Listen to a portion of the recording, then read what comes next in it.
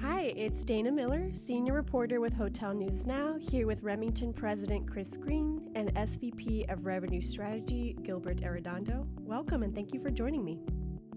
Thank you for having us. Thank you. So Chris, last time you and I spoke, Remington had some exciting news. It rebranded from Remington Hotels to Remington Hospitality to widen the company's focus beyond just hotels and enter new markets. So can you share with us any updates on what the company has been up to since then? Well, thanks for asking. We've been extremely busy, as expected. So we've had a lot of energy around expanding to new platforms. We talked about some glamping projects, some wellness projects. We have a huge wellness resort that we're opening out in California. Should be opening the end of this year, so we're super excited about that. And then we've had a lot of traction picked up in the Caribbean. So you'll see Remington Hospitality operating in the Caribbean very shortly. So everything we talked about is coming true through the efforts of our team and a lot of hard work. Good. And kind of something I've always been curious about is really the collaboration among you two. So how often do you guys talk and what do those conversations look like? So we're kind of aligned at various levels. So Chris, Raul aligned together. I align with Jason, our EVP of Ops. Our VPs and our SVPs aligned together. And so they're always talking. So I'll give you a perfect example. My West Coast VP of Revenue is completely aligned with our SVP of West Coast. And they meet weekly along with the sales leaders, along with the other ops leaders. And we work together as a portfolio to kind of look at, underperforming hotels or where we can assist in helping it, and then we come with a collaboration on how we can each go in and assist those hotels that week. And then we do it the next week. And we built all these reports in our Power BI platform in Remi to have that data at real time at the fingertips for the entire portfolio to see. And so we can just adjust and really pivot really quick to see, is it a revenue, is it a group issue, is it a market share issue? Where can we just jump in and help those hotels right away? Yeah, so Gilbert was on a panel earlier today here at the conference, and he did a great job of illustrating how we're set up as an organization to drive performance. And so what we've done is we've broken down the walls between operations and sales, commercial, revenue strategy, digital, and created a collaborative environment, which really helps to accelerate performance. And so that's, when you talk about collaboration, so I may not talk to Gilbert on a daily basis, but I see the throughput of his team's excellence coming through. And then Raul Maranta, who's our chief commercial officer, and I spend a lot of time talking about how to help support them and in increasing that collaboration and delivering on our promise to our clients. So we're a very fluid organization, but we make sure we utilize technology so that we don't drag people down with endless conference calls or endless Teams meetings, Right. that we're actually working on things that affect an outcome. Yep.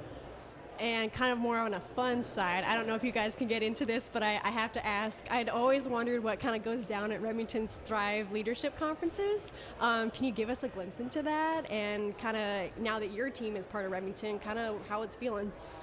So can you sign an NDA? Of course. No. Yeah, right here. Go ahead, Gilbert. Were you in the presentation this morning, the general session, where he showed the mullet? No, tell me about that. Business up front, party in the back. Oh. So some business, a lot of team building, Okay, a lot of personal development. sure. We really focused on that this year, and I think we brought that through even after the conference in terms of developing EQ, developing personal, skills and things like that. And there's a lot of fun. There's a lot of opportunities. We also do, every year we do a volunteer activity. Okay. Where we do a nonprofit. So this year was an awesome opportunity. I loved it. We got to do Build-A-Bear. Yeah. And we built little superheroes for underprivileged or displaced small children that live in shelters and so forth. So we did these Build-A-Bears. I think we did about 600 of them. Wow. In about 2 hours that we were able to donate to the local community. Yeah. So we have that wonderful team building activity where we all get to, and then we just really get to know each other, and we get to, break bread, and we get to just, get to know people that we don't see that often. Right. Because there's, throughout the entire country. Right. So it's really a great experience to really help, our leaders come, learn, develop, and thrive.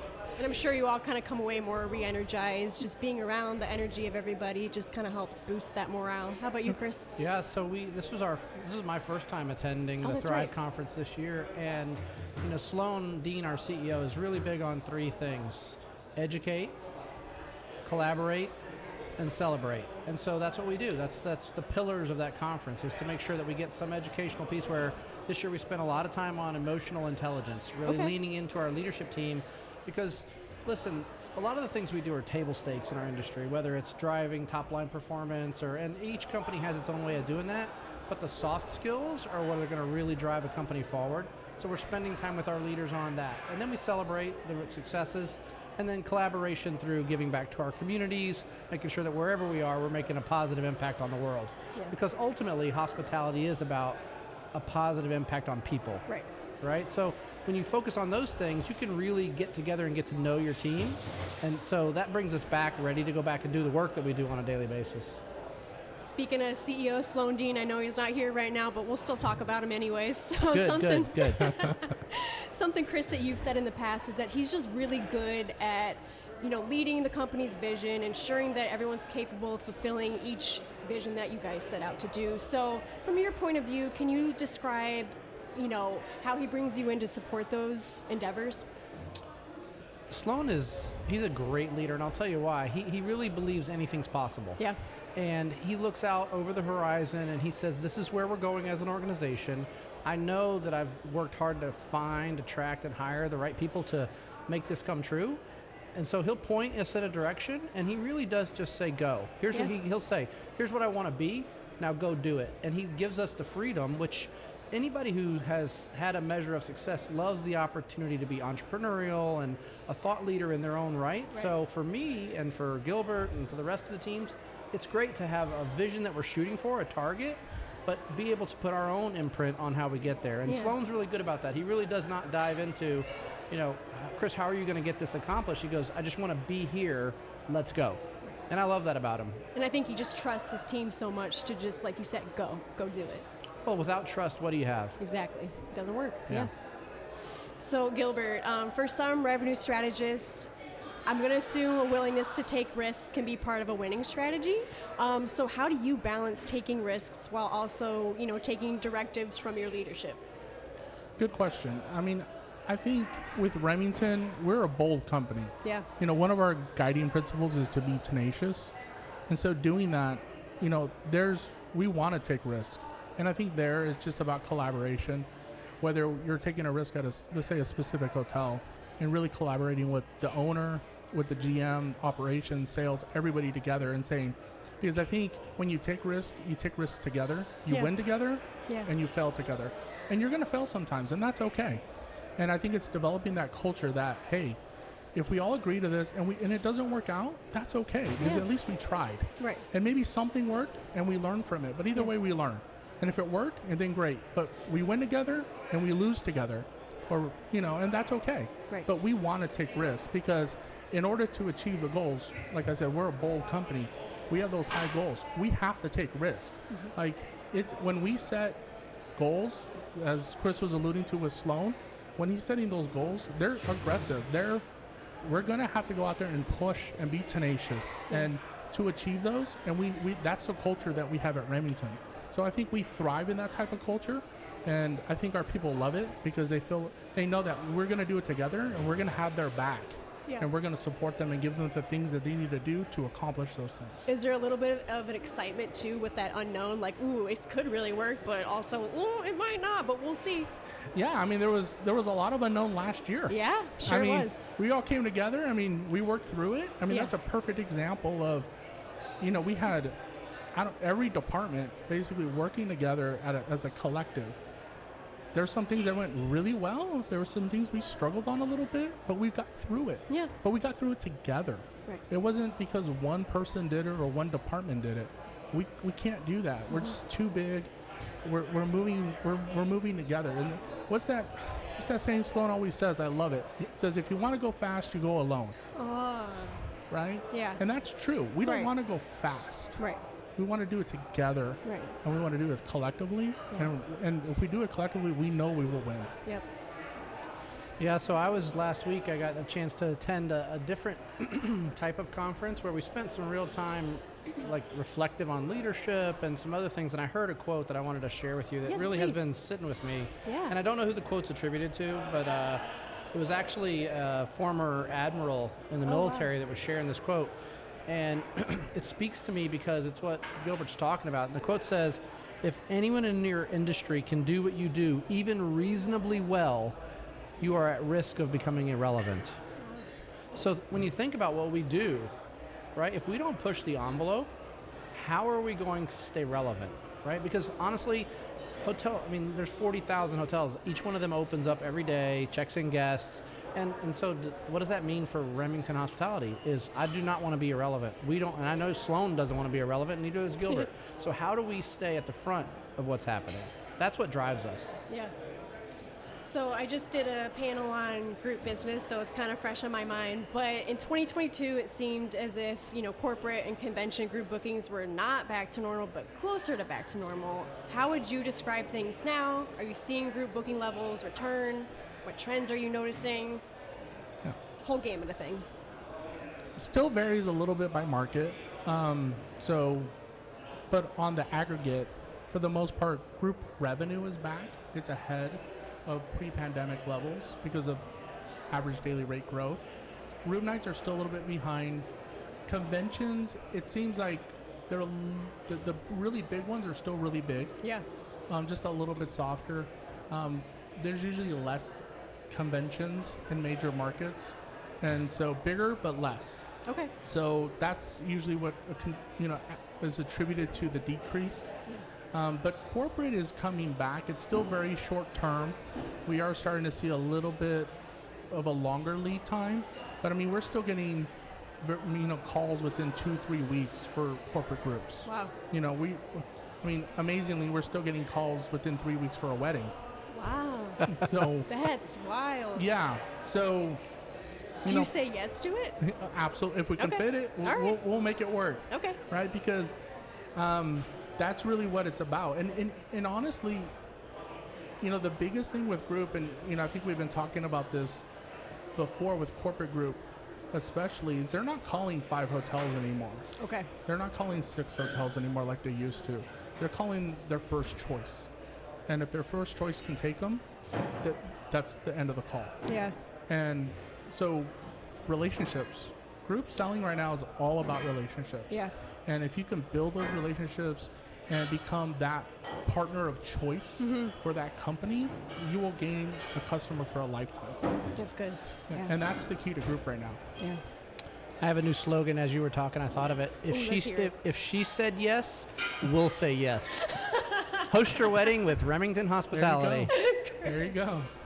You're always good at these little slogans. I know you are. So, Chris, how would you describe performance in urban and large gateway markets now? 2022 lagging. Is that picking up now? It's interesting. We've seen a softening in the resort markets, right? So, and primarily ADR is off. Occupancies have been okay. But in the urban markets and central business district markets, it's still coming back. It's not all the way back. We're seeing the return of the business transient traveler at about 74% of 2019. But the problem is, and Gilbert can probably testify better than I can, but the problem is some of those business travelers are at the hotels. They're not in the right segments where we used to see them.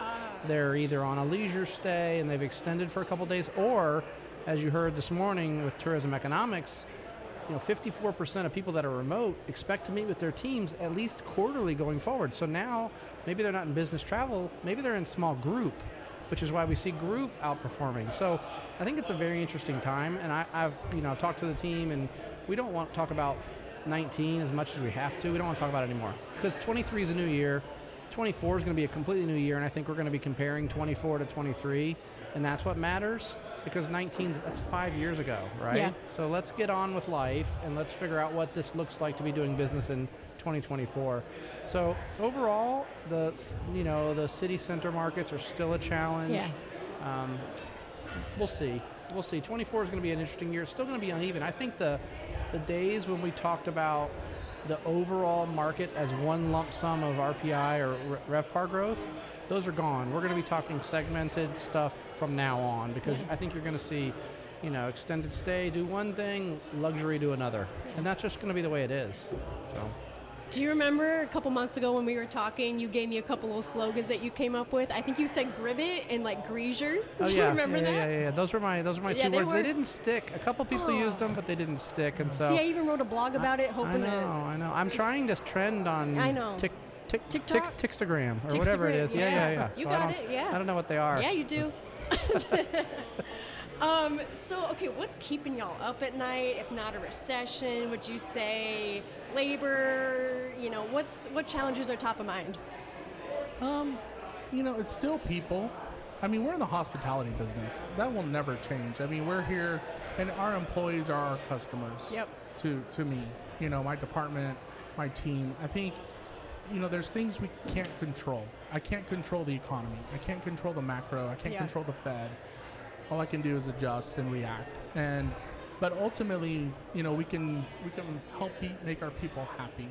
And ultimately, we drive through performance through them. And so if we can give them the tools, the resources, the things that they need to do to be agile, quick, help them develop the skills that they need and give them the opportunity to do so, I think that's honestly what keeps me up at night, because I need them to be everything they can be and to be more, to work with our owners, to work with our operations teams, our sales teams, and if they can do that, then we'll continue to see the tremendous success that we've seen this year.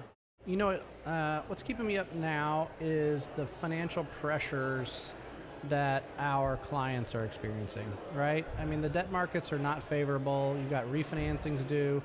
I mean, I can't even imagine how many hotels are due to refinance. And we were at, 3%, 4%, 5%. Now you're looking at 8, 9, 10% refinances. That changes the dynamics of a hotel.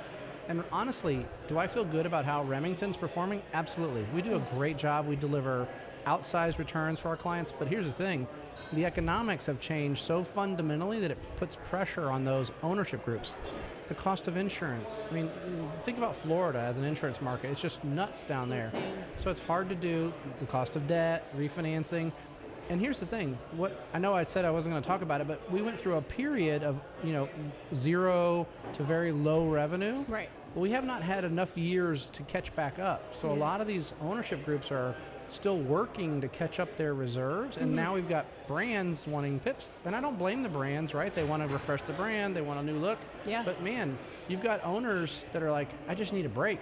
Yeah. And unfortunately, the headwinds from the economy and what's happening with debt, they're not getting a break, and that creates a tense environment in hotel operations, right? Because there's only so much. If the market's doing $100 and we're doing 110 and we're winning, then we're doing a good job if we're bringing that to the bottom line. Okay. But if that's not enough because of the way that the debt structure is, that makes it hard for the owner. And that's we're a third-party manager, so we want to do good for them. And sometimes when those are out of, Gilbert said you can't worry about what's out of your control. I don't worry about it, but I'm a very empathetic leader, so I think about what they're going through. Yeah. It's hard. And you mentioned Florida and insurance. I mean, it's probably going up everywhere, right? Like even Midwest. It is. I mean, it is. But Florida's nuts. Florida's tripling in some cases. Yeah. It's just... Well, everything's going up. I mean, insurance, property taxes. Yeah. I mean, energy costs. My goodness, yeah. Are up 30% in most cases. Okay. I mean, so Chris's point is absolutely absolutely on point in the sense of that. Yeah, our owners are feeling it in terms of, having to. I mean, during the pandemic, the FFE reserves went down. Now they're coming back to normal. So you have a lot of that coming back. Right. And then PIPs were delayed. Now they're all kicking back in. Sure. And then you have brands rolling out new initiatives that all cost money. New Wi-Fi, new door locks, you name it. Yeah. It's out there. And you have heightened guest expectation because we're at all-time ADR highs. Yes. Which is not wrong by the guest. But remember, I mean, again, it's just like there's a lot of pressure. Yeah. A lot of pressure. And that creates tenseness in the environment. And that's if you're a sensing person like I am, that creates, it literally keeps you up at night. Yeah, So- and it's hard because the guests don't know that, the behind the scenes of what everyone's feeling, so they just kind of, It doesn't even matter to them, frankly. doesn't, yeah. And it shouldn't. no. It shouldn't, but those are the realities of our Yeah. business, Yeah. right? So I think that's something that we're going to be dealing with Yeah. going Okay. into next year. Well, I could talk with you both all day. This is so fun. But before I let you go, Chris, give me one piece of advice you would give to other company presidents, and then Gilbert, one piece of advice you would give to other revenue strategists. Well, if I give you advice for them, that's like giving the secret sauce Well, we signed away. that NDA, remember? So it's fine. yeah. It's fine. Okay. I'm Gotcha. almost tempted to give bad advice. No. Listen, we would not be in this business without our people. So if you're not leaning hard into your culture and making sure that, here's what I tell the team at Remington, is it's okay if Chris Green says it in the office in Dallas, but if it's not true in the field, Yeah. in Key West or in LA or in San Francisco, then it's not real. Okay. Your culture has to be real. And so if you're a leader and you're in the C-suite, you need to make sure you understand what's happening.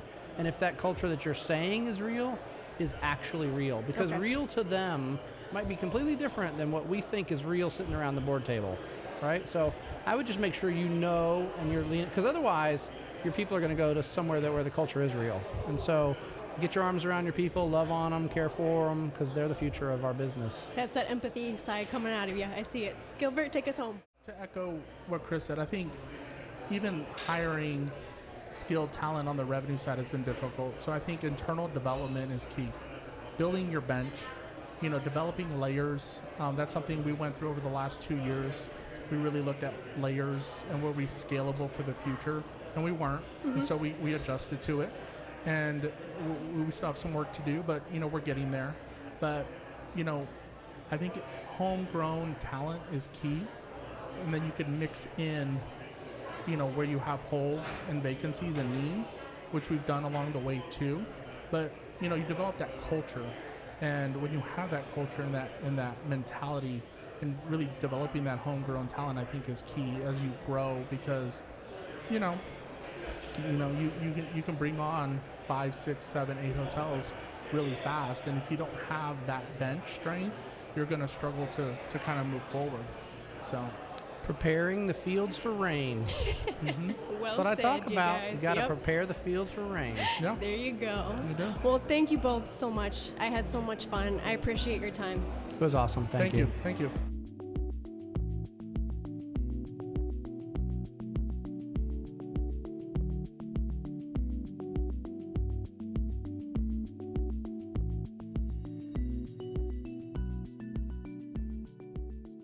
Hi, I'm Isaac Colazo, Vice President of Analytics at STR. Hi, and I'm Jan Freitag, National Director for Hospitality Analytics for the CoStar Group. Tune in to our new show, Tell Me More, a hospitality data podcast. It's a podcast on the global hotel industry, its current trends, what we're thinking about, and where the industry's going. And we like to have fun with the data too. Find us on hotelnewsnow.com or wherever you listen to podcasts. Subscribe today.